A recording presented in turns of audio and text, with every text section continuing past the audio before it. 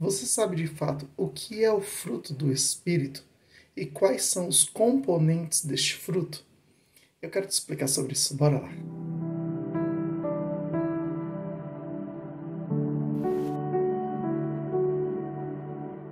Graças e paz, queridos, bem-vindos ao Devocional Pregai.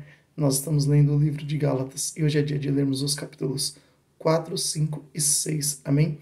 E eu quero compartilhar aqui com os irmãos versículos gloriosos, maravilhosos, que vai edificar e muito a nossa fé. Quero ler com os irmãos aqui Gálatas no seu capítulo 5, versículo 22 e 23. Amém? Olha o que diz a palavra do Senhor. Mas o Espírito produz este fruto: amor, alegria, paz, paciência, amabilidade, bondade, fidelidade, mansidão e domínio próprio. Não há lei contra essas coisas. Amém? Nós precisamos lembrar que no livro de Gálatas, Paulo escreve essa carta, porque a igreja ela estava dividida em circuncidar alguns irmãos e viver pela lei ou não, ou viver pela fé. Amém? Por isso, Paulo dá essas instruções. E quando ele chega aqui para falar do fruto do Espírito, eu preciso que você entenda que é um fruto, é o fruto do Espírito e não vários frutos, né? Os frutos do Espírito, como alguns dizem por aí. Não, é o fruto do Espírito que tem vários gomos. Este fruto, como assim? Imagina você aí uma mexerica, é uma fruta que ela tem vários gomos. O fruto é a mesma coisa, é um fruto e ele tem vários gomos. Que gomos são esses, pastor?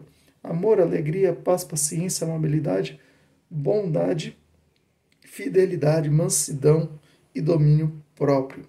E não há lei contra o Espírito Santo. É impossível que a lei seja contra o Espírito Santo. E por que eu digo isso? Porque se nós temos o Espírito Santo, nós temos dentro de nós também este fruto. Pastor, eu até sou bondoso, só que eu não consigo amar. Então ore a Deus, peça para que o Espírito Santo de Deus aflore o amor na sua vida, porque ele está lá dentro de você. Algumas pessoas têm facilidade de exercer ou de apresentar este fruto, né? Alguns gomos deste fruto e outros não. E por sua vez, outras pessoas conseguem apresentar um gomo diferente do mesmo fruto.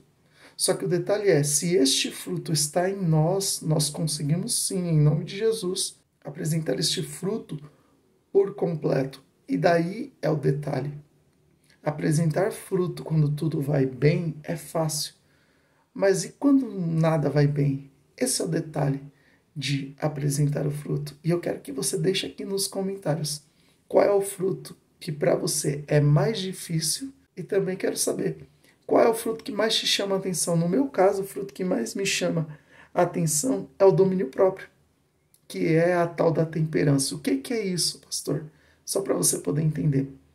A temperança, o domínio próprio, é você usar o tempero certo dentro de cada situação. Você não pode usar o mesmo tempero, por exemplo, para fazer vários tipos de comida. Você não coloca a mesma quantia de sal, por exemplo, para fazer diversos tipos de comida. Cada alimento você vai colocar uma quantidade de sal, porque senão você salga demais ou salga de menos. Então, domínio próprio, que é a temperança, é saber usar o tempero na medida correta para cada determinada situação. Amém? Mas eu quero ler com os irmãos aqui, voltar alguns versículos.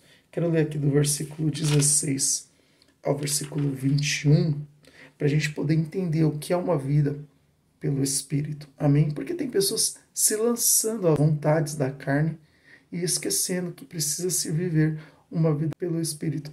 Olha o que diz a palavra do Senhor.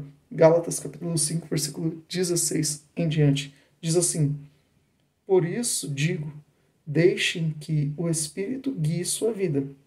Assim, não satisfarão os anseios da sua natureza humana. A natureza humana deseja fazer exatamente o oposto que o espírito quer, e o espírito nos impele na direção contrária àquela desejada pela natureza humana.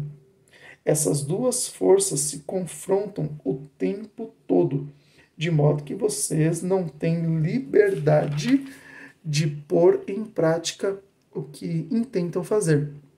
Quando, porém, são guiados pelo Espírito, não estão debaixo da lei. Agora, olha o que diz do versículo 19 ao versículo 21. Repara nisso, se não parece os dias de hoje. Olha só, quando seguem os desejos da natureza humana, os resultados são extremamente claros: imoralidade sexual, impureza, sensualidade, idolatria, feitiçaria, hostilidade, discórdias, ciúmes, acessos de raiva, ambições egoístas, dissensões, divisões, inveja, bebedeiras, festanças desregradas e outros pecados semelhantes. Repito o que disse antes: quem pratica essas coisas não herdará o reino de Deus. Olha quão sério é compreender Gálatas no seu capítulo 5.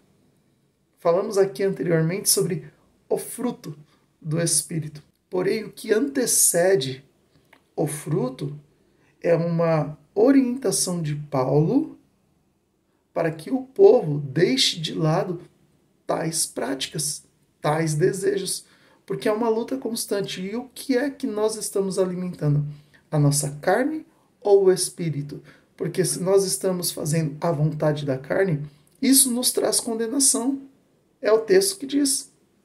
Mas quando nós estamos em Cristo Jesus, nós alimentamos o nosso espírito. Como que eu posso fazer isso, pastor? Através de jejum, oração, propósito, ter uma vida com Deus. Eu vou na igreja, eu busco a Deus, eu tenho comunhão com os meus irmãos. Eu deixo o Espírito Santo de Deus me guiar para que este fruto ele venha a ser aflorado nas minhas ações.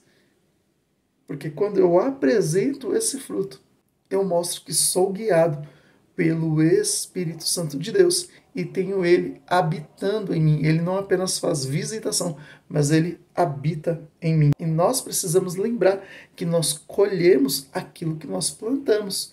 O livro de Gálatas ele deixa claro isso. E quando nós não honramos a quem nos ensina, nós cometemos um erro grave.